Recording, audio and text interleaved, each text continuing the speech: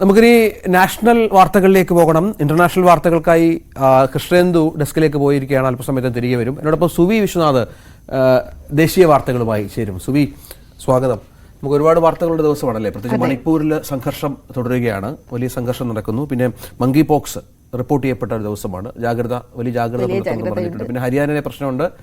അപ്പം നമുക്ക് ആദ്യം നമുക്ക് മണിപ്പൂരിലേക്ക് തന്നെ പോവാം. മണിപ്പൂർ ഏറെ ദിവസങ്ങളായി അശാന്തമായി തന്നെ തുടരുകയാണ്. മണിപ്പൂരിൽ ഇന്ന് അവിടെ കഴിഞ്ഞ ദിവസം ഒരു സൈനികനെ കാണാതായിരുന്നു. ആ സൈനികനെ കൊല്ലപ്പെട്ട നിലയിൽ കണ്ടെത്തിയിരിക്കുന്ന ഒരു സാഹചര്യമാണ് മണിപ്പൂരിലുള്ളത്. മണിപ്പൂർ അശാന്തമായി തന്നെ തുടരുകയാണ്. ഒപ്പം തന്നെ ഈ മുഖ്യമന്ത്രി ബൈരൻ സിംഗിന്റെ രാജി ആവശ്യപ്പെട്ടുകൊണ്ടുള്ള പ്രതിഷേധ പ്രകടനങ്ങളും നടക്കുന്നുണ്ട്. കഴിഞ്ഞ ദിവസം വിദ്യാർത്ഥികളുടെ വലിയ പ്രക്ഷോഭം നടക്കുന്നുണ്ട്. സ്ത്രീകളുടെ നേതൃത്വത്തിലുള്ള പന്തം കൊളുത്തി പ്രകടനം ഉൾപ്പെടെയുള്ളവ നടക്കുന്നുണ്ട്. ഇന്നലെയായിരുന്നു ഈ പന്തം കൊളുത്തി പ്രകടനം നടന്നത്.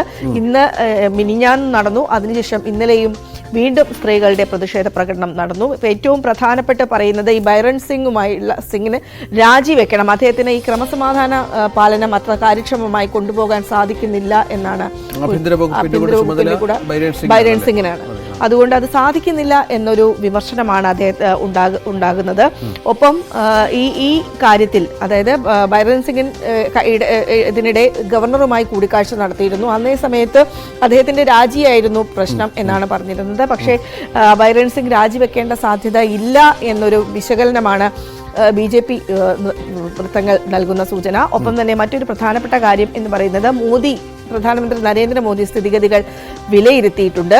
കൂടുതൽ കേന്ദ്ര സൈന്യത്തിനെ വേണമെങ്കിൽ നിയോഗിക്കണം എന്നതുൾപ്പെടെയുള്ള കാര്യങ്ങളും അദ്ദേഹം പരിശോധിക്കുന്നുണ്ട് എന്നാണ് മനസ്സിലാകുന്നത്. ഏതായാലും ഒരു ഇടവേളയ്ക്ക് ശേഷം വീണ്ടും മണിപ്പൂർ അശാന്തമായി തുടരുന്നു എന്ന് തന്നെയാണ് നമുക്ക് പറയാൻ കഴിയുന്നത്. മറ്റൊരു